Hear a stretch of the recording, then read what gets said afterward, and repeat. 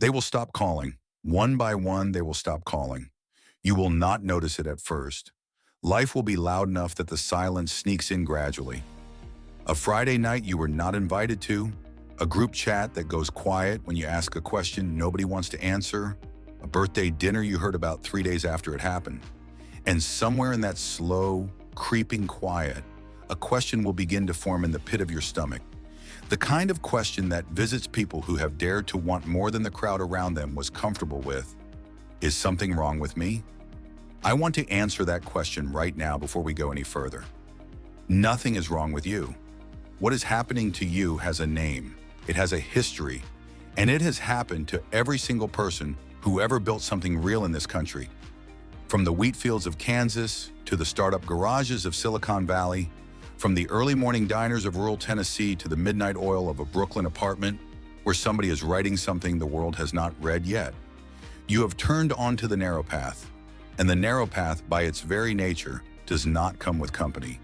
This is the story of what that path looks like, what it costs, and why, despite everything, you must keep walking it. Her name was Deja Williams, and she was 26 years old when she stood at the fork. It was a Tuesday evening in Atlanta, Georgia, and she was sitting at a sticky table in a bar called Rosie's on Peachtree Street, surrounded by the same 7 friends she had grown up with on the southwest side of the city. The music was loud, the drinks were cold, the laughter was real. And on the surface, everything looked exactly the way it always had. But something had changed. Something inside Deja had shifted without her permission, and she could feel it like a stone sitting in the center of her chest that had not been there a year ago. She had started waking up at 5 in the morning. Not because an alarm forced her to, because something in her would not let her sleep. She had started reading books about business and finance and building things from nothing. She had started a journal. She had started saving money that her friends would have spent without blinking. She had started saying no to things she used to say yes to without thinking, because she could feel, the way you feel a change in the weather before the clouds arrive, that she was being asked to become someone new. Across the table, her friend Marcus laughed at something on his phone and held it up for the group. Deja smiled, but she was somewhere else entirely. She did not know it yet, but that Tuesday night at Rosie's bar was the last night she would sit at that table feeling like she belonged there. Not because those people were bad, not because the laughter was fake, but because she had already made a choice, quietly, privately, without ceremony or announcement. And choices have a way of rearranging the furniture of your life, whether you are ready or not. The moment you decide to become more, you begin to leave somewhere. The only question is whether you are brave enough to keep walking. Let me describe the narrow path to you clearly, because nobody does, and that is part of why it shocks people when they find themselves on it. It is 5 in the morning when it is still dark outside, and your phone shows 17 unread messages from the group chat about something that happened on reality TV last night. And instead of opening them, you open your journal because you only have 45 minutes before work, and those 45 minutes are the most important ones in your day. It is a Saturday afternoon in July when every single person you know is at a cookout in Piedmont Park or out on Lake Lanier or posting poolside pictures from somebody's backyard in the suburbs. And you are in a coffee shop on a corner of Edgewood Avenue with your laptop and a cold brew and a business plan that is not finished yet and cannot be finished without this Saturday. It is a Sunday morning phone call from your mother in which she tells you, gently, because she loves you, that she is worried you are working too hard and isolating yourself. And you say, "I'm okay, Mama," because you do not yet have the words to explain what is happening inside you. And she says, "Your cousin James just got promoted at his job." And you say, "That's wonderful," and mean it, even though James's path and your path stopped running parallel about 14 months ago. It is the Christmas party you left at 9 because you had to be up at 4. It is the vacation you did not take. It is the relationship that could not survive the version of you that was being built in those early mornings and late nights. It is the version of success that looks from the outside before it arrives, exactly like obsession and withdrawal and strange behavior that worries the people who care about you. The narrow path is not dramatic. It does not announce itself with thunder and lightning. It is almost unbearably ordinary. It is just a series of quiet choices made in private that slowly and completely separate you from the life you used to live. By March of the following year, Deja had launched a small financial consulting business out of a shared workspace on Auburn Avenue in Atlanta. She had 11 clients. She was working 60 hours a week. She had $1,700 saved and a website she had built herself on a free platform at midnight after her day job. She had also lost 4 of her 7 closest friends, not dramatically, not in fights or arguments or door-slamming confrontations, just quietly, the way tide goes out, one unreturned call at a time, one missed gathering at a time, one unanswered text at a time, until one morning she looked at her phone and realized that the people who once filled every corner of her days had drifted to a distance she could not quite see across anymore. And the loneliness of it was unlike anything she had expected. She had expected the hard work. She had expected the long hours and the financial stress and the self-doubt that arrived reliably every Sunday evening around 8 o'clock, when the week ahead loomed enormous and her resources felt microscopic. She had not expected to grieve people who were still alive. Here is what she did not know yet. Sitting alone in that Auburn Avenue workspace on a Wednesday night, with a cold cup of coffee and a spreadsheet that refused to balance. The loneliness was not a punishment. It was a filter. The narrow path is narrow for a reason. It cannot hold everyone. It was not built for crowds. It was built for the specific weight of a person who has decided, with every cell of their being, that they are going to build something real regardless of the cost. And that kind of decision creates, by its very nature, a natural sorting. The people who were never going to walk this road with you begin to fall away.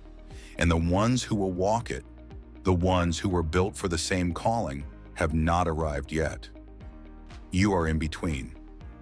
You are in the gap between who you were and who you are becoming, and it is the loneliest place in human experience. But it is not the end of the story. The loneliness of the narrow path is not a sign that you are doing something wrong. It is proof that you are doing something real. I want to tell you something about the wide road, because the wide road looks very appealing from where you are standing right now. The wide road is always full of people. It is warm and loud and social and comfortable. There is always something happening on the wide road, always someone to call, always a reason to celebrate and relax and let tomorrow worry about itself. The wide road feels like belonging. It feels like safety. It feels, in the moments when the narrow path is cold and quiet and long, like the obvious and sensible choice. But here is what the wide road does not tell you about itself. It has a destination. The wide road ends, and as all roads end, somewhere. And where it ends, years from now, is at the quiet and devastating realization that you traded your potential for your comfort, your calling for your convenience, your one life for the approval of people who were never going to be responsible for how that life turned out anyway. The wide road ends in a Tuesday evening exactly like the one it started on, in a bar or a living room or a family gathering, surrounded by the same people having the same conversations about the same things they were talking about 5 years ago. And somewhere in the noise of it, you feel a question rising from a part of you that the noise almost, but never completely, drowns out.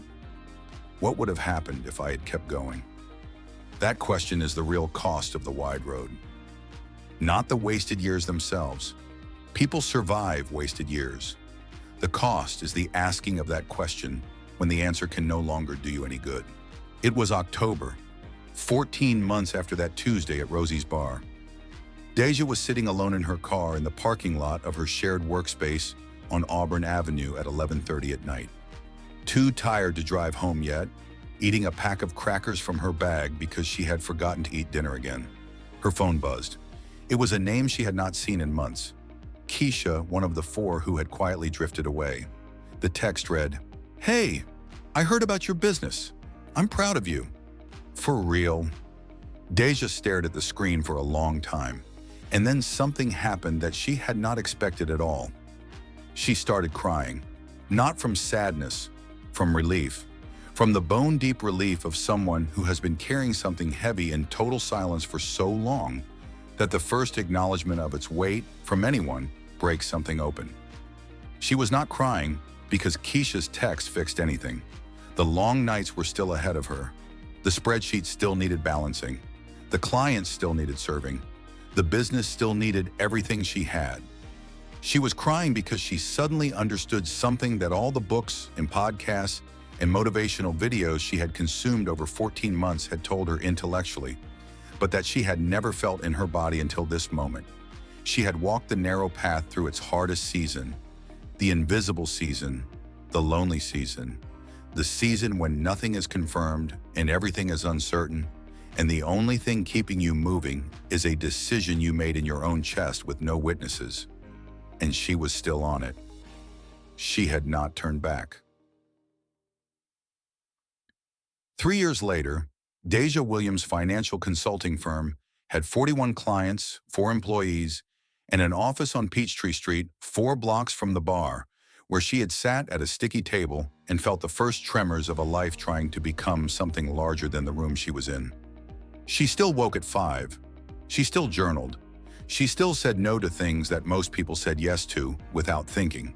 And she had found, as she had been promised she would, by the path itself, by the process itself, by the slow and patient revelation that comes to everyone who walks long enough in the right direction.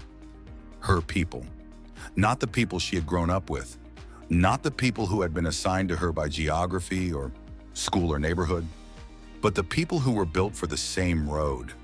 The ones who understood the 5 a.m. alarms and the missed cookouts and the cold coffee and the spreadsheets at midnight, not because they had read about it, but because they were living it too. You will not find your real tribe at the beginning of the narrow path. You will find them further in, where only the ones who meant it have arrived. I want to speak to you now, directly, without the story between us.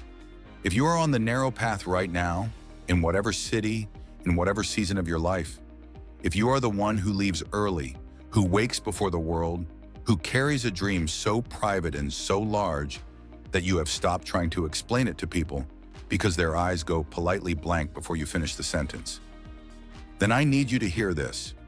The loneliness you are feeling is real. It is not imagined. It is not weakness.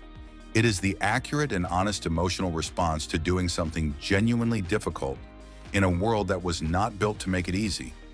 But the loneliness is not the whole truth. The whole truth is that every person who ever built something in this country that outlasted them walked through this exact season. Every entrepreneur who ever created a job, every artist who ever made something that moved people, every parent who ever broke a cycle and gave their children a different life, every ordinary person who refused to accept that ordinary was the ceiling, every single one of them sat in a car in a parking lot at 11:30 at night, eating crackers and wondering if it was worth it.